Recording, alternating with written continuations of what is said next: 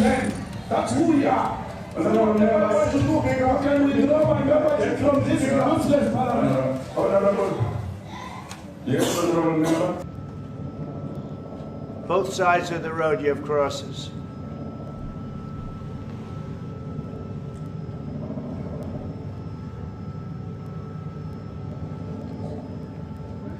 Those people were all killed. Have they told you where that is, Mr. President? No. I'd like to know where that is, because this I've never seen. I don't. Okay. I mean, it's in South Africa. That's where. We need to find out.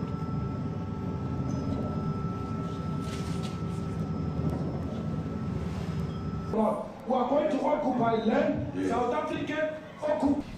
What would you like President Ramaphosa to do about the situation that we've just seen on the screen? I don't know. Look, these are articles over the last few days. Death of people. Death. You can't go there. He said they want to take your legislature. But let me clarify that. Yeah. Let me clarify that, because what you saw, the speeches that were being made, one, that is not government policy.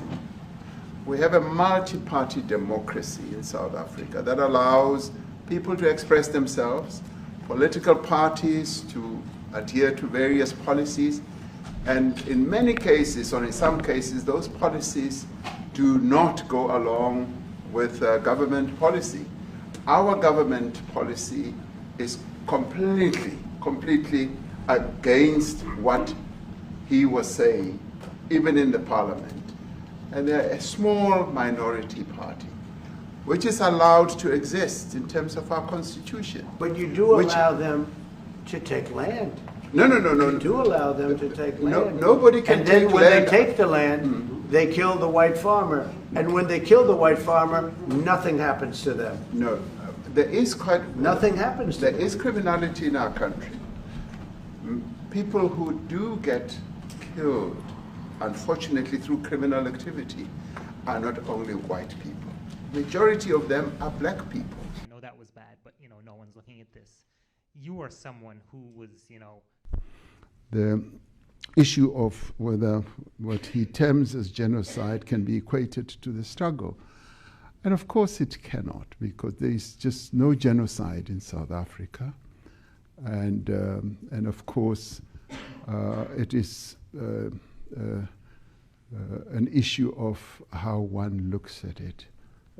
As they say sometimes, the shape of the mountain depends on which point or which direction you are looking at it. And in this case, we cannot equate what is alleged to be genocide to what we went through in the struggle, because people were killed because of the oppression that was taking place in our country.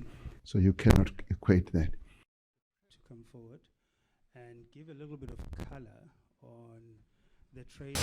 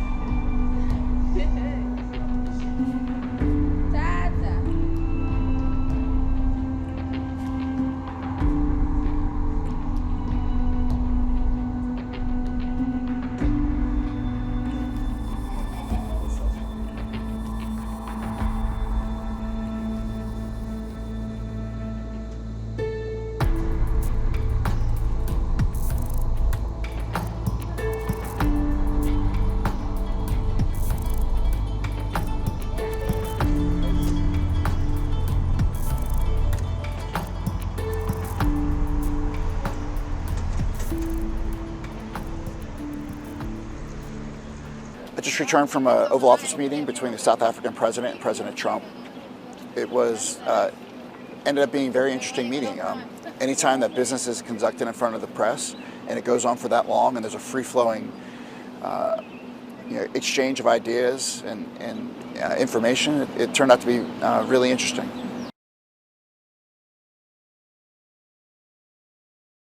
I've been in there for other, I wouldn't say tense meetings, but I've been in the Oval Office for other meetings that were similar to this. But I mean, as far as like, it was not a normal run-of-the-mill Oval Office meeting.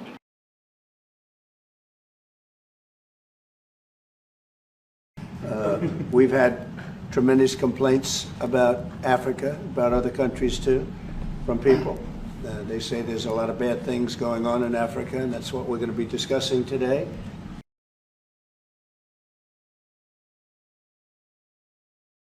Before we went into the room, we were told that there might be a video that plays, so that kind of piqued my interest as being a photographer because it's out of the ordinary, so I wasn't so sure what was going to happen.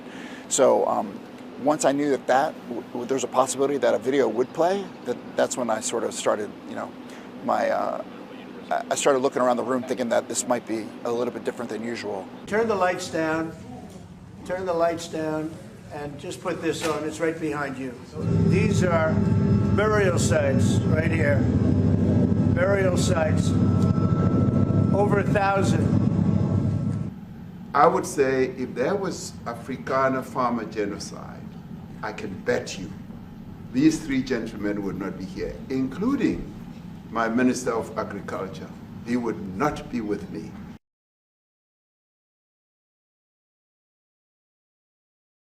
I don't think anyone was anticipating what happened in there, but as it was going down, we all sort of looked at each other like, "Wow, this is going to be newsworthy."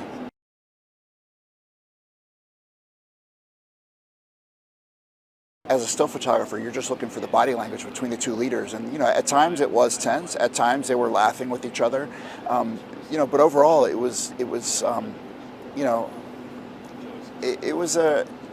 I'd say definitely a different day at work today.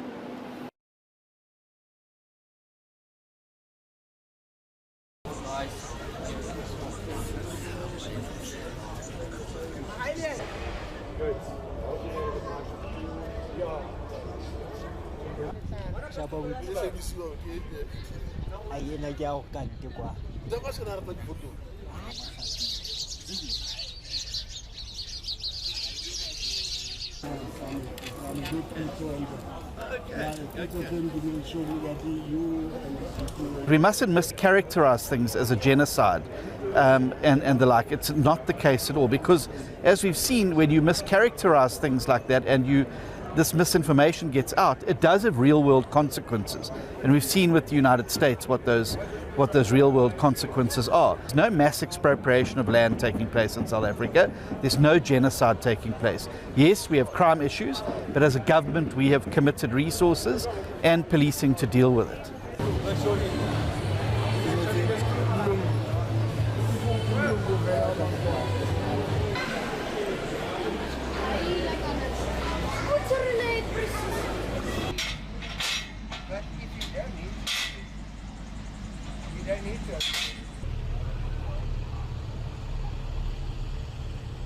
Crime affects both black and white. I've been a victim of crime on the farm, and I'm not white, right? So I don't even think along those lines. We certainly don't, we're not inclined to think along those lines. We're not basing it on color at all. It's an issue of a vulnerability, I believe, and as a result, farmers are easier targets.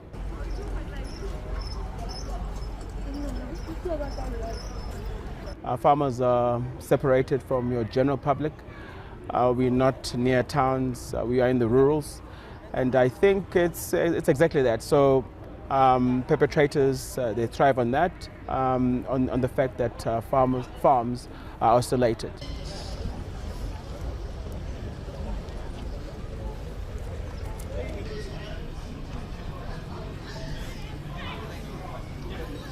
We're not interested in going anywhere.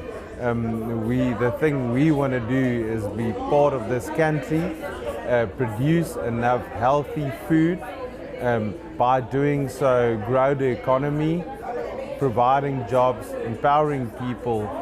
That's part of our business, and we would like to see more inclusive growth in our business. But we need some certainty, and one of those certainties is rural safety.